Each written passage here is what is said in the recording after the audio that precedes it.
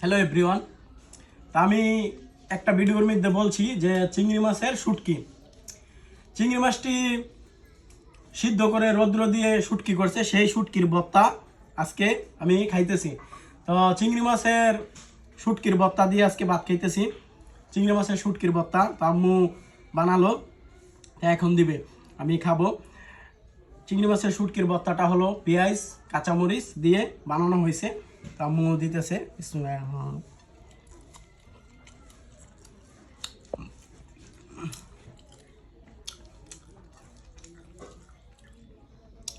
অনেক মজা, অনেক স্বাদ। চিংড়ি মাছের ভর্তা যে খেয়েছেন তা সে মজাটা বুঝবেন। চিংড়ি মাছের ভর্তার অনেক স্বাদ, অনেক মজা।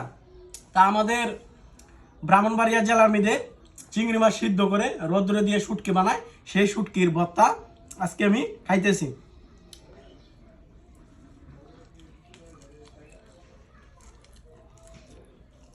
গরম ভাত আর হলো চিংড়ি মাছের শুটকির ভর্তা সামনে নিলাম, তো খাইতেছি, আম্মু খাইয়ে দিতেছে।